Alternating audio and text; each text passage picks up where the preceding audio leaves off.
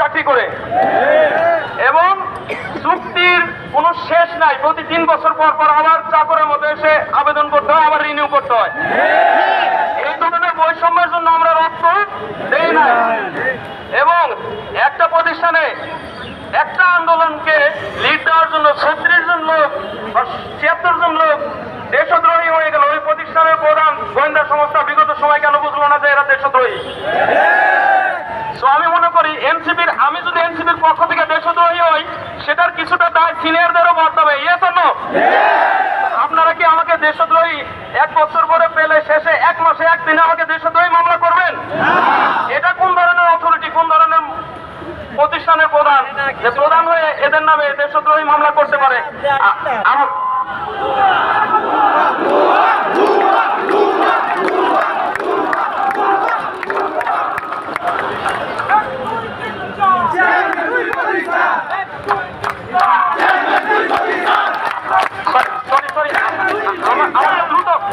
দ্রুত শেষ করতে হবে। সরি, চেয়ারম্যান এমন একটা কালচার থেকে আসছেন, আমি ব্যক্তিগতভাবে তাকে চিনিও না, কিন্তু এখানে এসে যা দেখলাম, একদিনে সর্বশেষ উনি দেশের উপকার করতেছে পোস্টিং করে, ট্রান্সফার করে সে কক্সবাজার থেকে উত্তরবঙ্গে লালমনিরহাটে অথবা যশোর থেকে সিলেটে, এবং এদের কি করে একদিনে 1380 জন সর্বোচ্চ পোস্টিং করতেছে।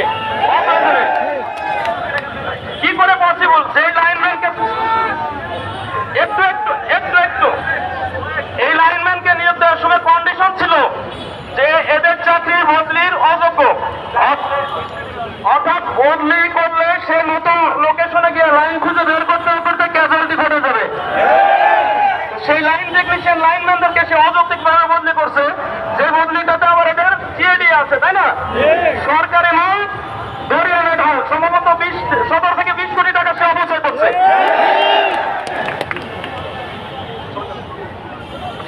আমাদের আমি তথ্যগুলো যেগুলো দিলাম যথেষ্ট, এবং আমরা আমাদের কেন্দ্রীয় নেতৃবৃন্দের কথা শুনবো এবং তাদের কাছে আমাদের সকলের পক্ষ থেকে প্রাণের আকুল দাবি যে তারাই বৈষম্য বিরোধী কাজগুলো করতেছে।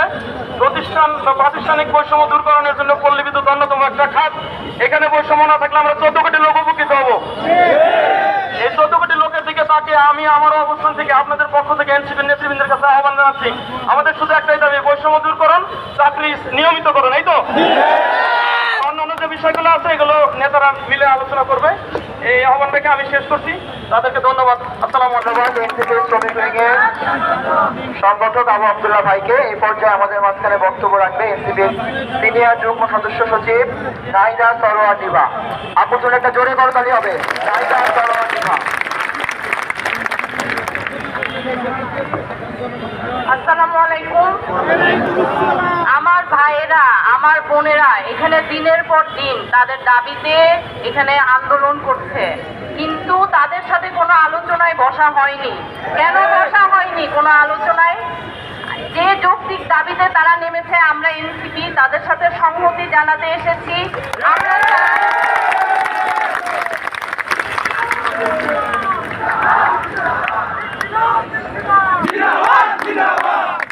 আমরা চাই আপনারা আলোচনার টেবিলে বসুন, আমার ভাইদের, আমার বোনদের কথা শুনুন।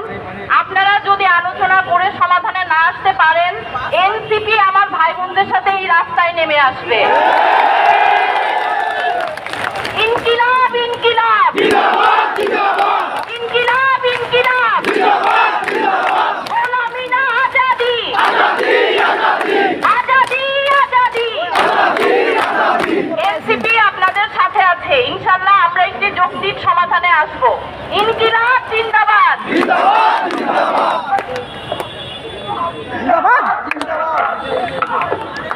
ধন্যবাদ নাহিদা সরোয়ার দিবাকে। আমরা এই পর্যায়ে কথা শুনবো এনসিপির সিনিয়র যুগ্ম আহ্বায়ক সামান্তা শর্মির আপু। সামান্তা শর্মির আপুকে অনুরোধ জানাচ্ছি আমাদের উদ্দেশ্যে কিছু কথা বলার জন্য।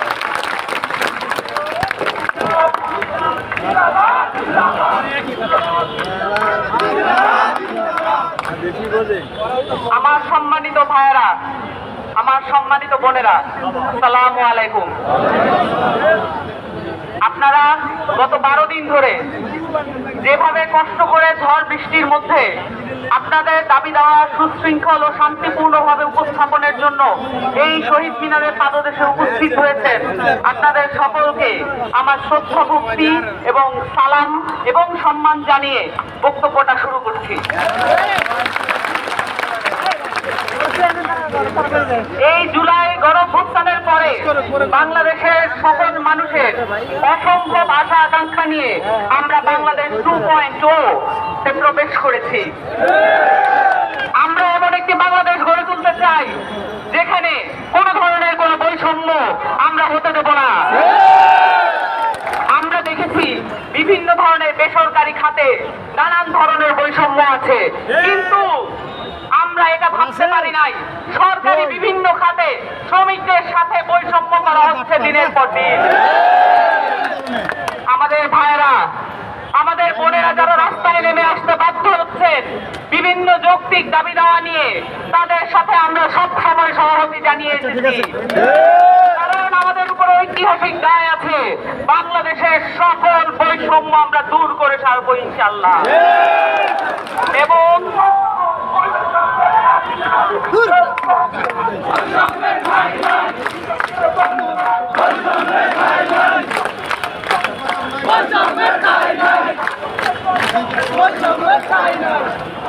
এবং আমরা জানি বিদ্যুৎ একটি অত্যন্ত জনগুরুত্বপূর্ণ খাত।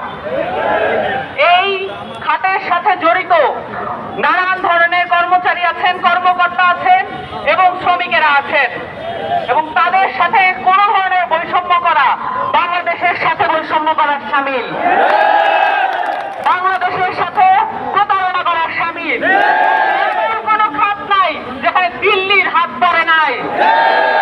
এই দিল্লির হাতকে আমাদের সকলে মিলে উৎখাত করতে হবে। আপনারা সকলে শান্তিপূর্ণভাবে যে দাবি দেওয়া জানিয়ে এসেছেন, এই দাবি দেওয়ার প্রতি এনসিপি এবং আমার পূর্ণ সংহতি জ্ঞাপন করলাম।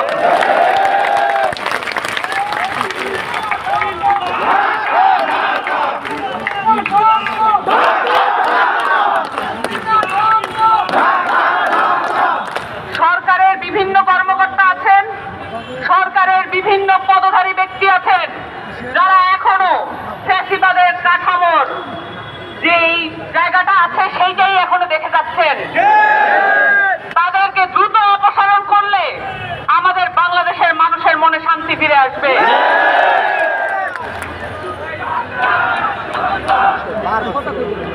আমাদের বাংলাদেশে যে ফ্যাসিবাদী কাঠামো আছে সেইটাকে সরানোর জন্য আমাদের প্রত্যেককে হাত লাগাতে হবে। আপনারা শহীদ মিনারে এসেছেন, যেখান থেকে এক দফার ঘোষণা হয়েছিল, আমরা বলেছিলাম ফ্যাসিবাদী কাঠামো বিলোপ করতে হবে। বাংলাদেশে কখনোই কোনো ফ্যাসিবাদী কাঠামো আমরা আর ফেরত আসতে দেব না। এবং এই কাঠামো দূরীকরণের জন্য প্রত্যেকটা মানুষের সজাগ দৃষ্টি প্রয়োজন।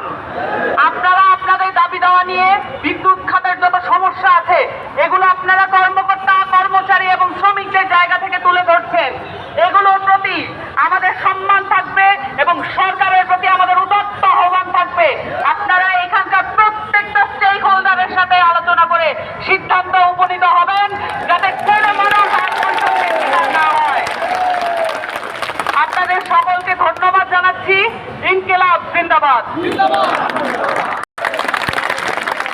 সম্পর্ক পল্লী বিদ্যুৎ বোর্ডের কোনো সম্পর্ক নাই। তারা এই নিম্নমানের মালামাল কিনে দিয়েই খালাস, অথচ এই ড্রাইভার বহন করতে হয় আমাদেরকে। আমরা মূলত এই গ্রামের 14 কোটি মানুষের দাবি নিয়ে আজকে এই রাজপথে এসেছি। এই নিম্নমানের মালামাল থেকে দেশকে মুক্ত করার জন্য, এই ভারতীয় মালামাল থেকে দেশকে মুক্ত করার জন্য আমরা রাজপথে নেমেছি। আমাদের সাথে দেশের 14 কোটি মানুষ রয়েছে।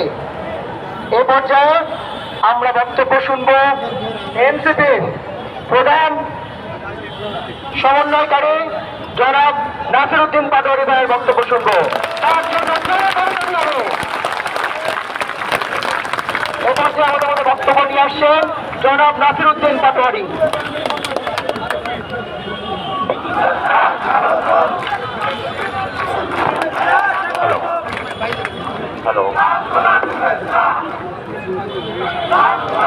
বিসমিল্লাহির রহমানির রহিম।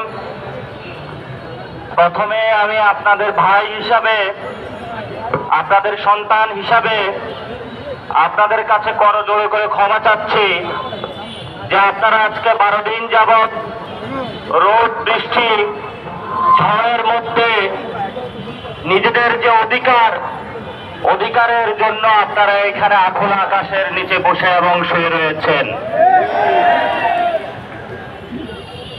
আমি ক্ষমা প্রার্থনা করেছি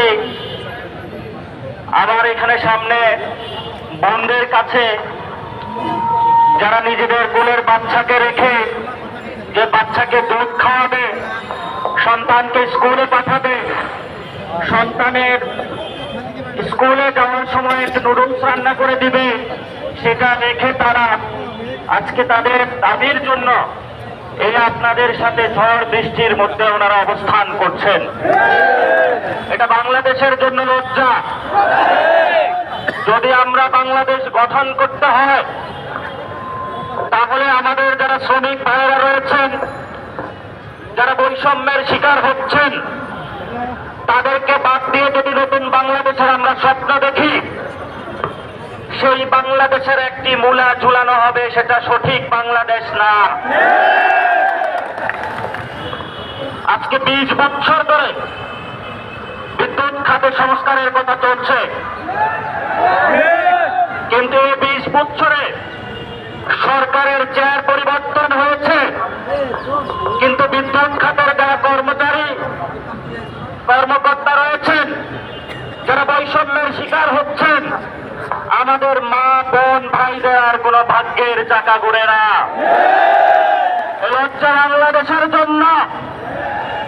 বাংলাদেশের যদি আমরা নতুন করে গঠন করতে হয়, তাহলে বিদ্যুৎ খাতে আমাদের সংস্কার করতে হবে।